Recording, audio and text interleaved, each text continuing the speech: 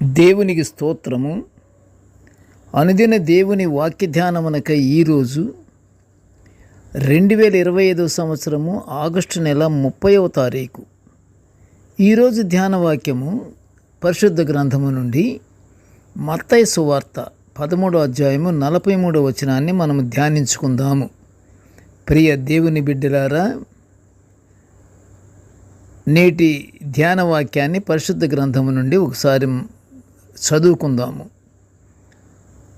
మత్తయి సువార్త 13వ అధ్యాయము 43వ వచనము. నీతిమంతులు తమ తండ్రి రాజ్యములో సూర్యుని వలె తేజరిల్లుదురు. ప్రియమైన దేవుని బిడ్డలారా, ఈరోజు ధ్యాన వాక్యము నీతిమంతులు పరలోకములో సూర్యుని వలె తేజరిల్లుట గురించి మనం ధ్యానించుకుంటున్నాము. దేవుని వెదకుచున్న ప్రజలను సూర్యుడిలా ప్రకాశింపజేస్తాడని దేవుని యొక్క వాగ్దానము. మనము నిత్యము పరిశుద్ధ గ్రంథాన్ని చదువుకుంటూ మన సమయాన్ని అంతయు దేవునితో గడుపుచున్నప్పుడు ప్రభువు వెలుగు మనపై ప్రకాశించి మనము సూర్యుని వలె ప్రకాశింపబడతామని పరిశుద్ధ గ్రంథము సెలవిస్తుంది. అయితే ప్రియ దేవుని బిడ్డలారా, ఇక్కడ కీర్తనకారుడు కీర్తనల గ్రంథములో 34వ సంకీర్తన 5వ వచనములో రాసిన గొప్ప కీర్తనను మనము గుర్తుకు తెచ్చుకుందాము. వారు అనగా నీతిమంతులు ఆయన తట్టు చూడగా వారికి వెలుగు కలిగెను. ప్రియ దేవుని బిడ్డలారా, మంచి వాక్యం ఇది.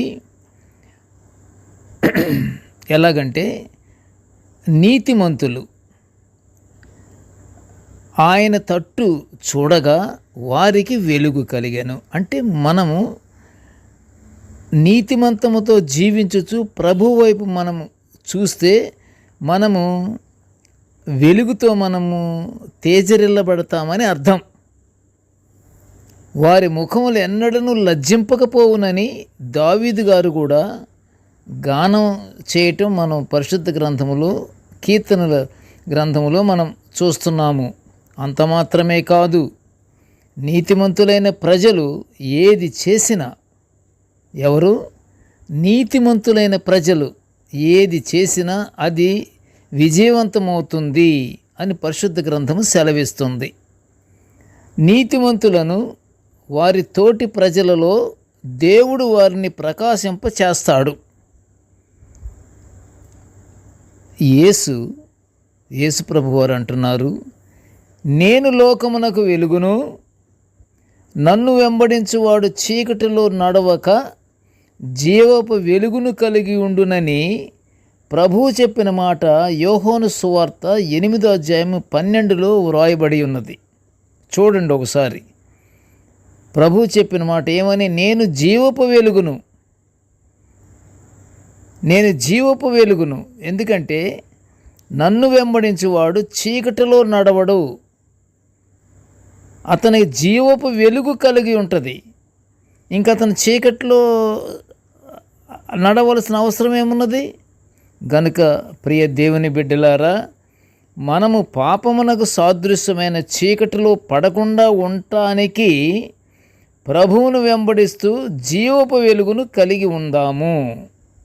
జీవపు వెలుగు కలిగి ఉండాలంటే దేవుని నమ్మాలి, దేవుని యందు విశ్వసించాలి, దేవుని ఆజ్ఞలను ఆయన కట్టడలను మనం అనుసరిస్తూ మనము ప్రభువును వెంబడిస్తుండాలి.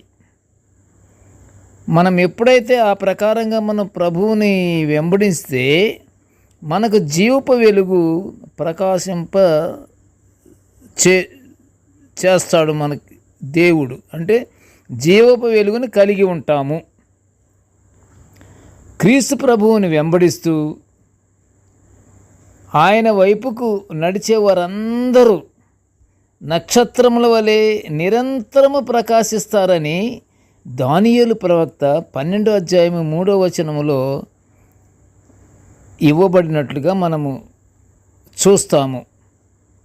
అంతేకాదు ప్రియ దేవుని బిడ్డలారా, మనము అనేక మందిని క్రీస్తు వైపుకు నడిపించిన ఎడల మనం ఒక్కళ్ళము నడవటమే కాదు, ఇక్కడ ఏమంటున్నారంటే మనం క్రీస్తు వైపుకు నడిపించాలి అనేక మందిని. మనము జ్యోతుల వలె ప్రకాశిస్తాము అప్పుడు అన్న సంగతిని మనము పరిశుద్ధ గ్రంథంలోని మాటలను మనం గుర్తుకు తెచ్చుకోవాలి. మనమే కాదు, ఇంకా మనతోటి ఉన్నవాళ్ళు, మన స్నేహితులు, బంధువులు అందరితో కూడా మనము క్రీస్తు వైపుకు మనం నడిపించేటట్లుగా మనము కష్టపడాలి. మనం కష్టపడితే అప్పుడు మన జ్యోతుల వలె మనము ప్రకాశిస్తాము. ప్రియ దేవుని బిడ్డలారా, మనము నిత్యము మన దృష్టిని దేవునిపై ఉంచాలి. దేవుని వాక్యాన్ని మనం చదవాలి. అప్పుడు మన జీవితాలు లోకానికి ప్రకాశించే వెలుగువలే మార్పు చెందుతాము. మనము దేవుని బిడ్డలముగా ఉంటాము. అలా ఉండి మనము నిత్యము ప్రార్థనలతో ఉంటూ మనము పరలోక ఆశీర్వాదాలు పొందుకుంటాము.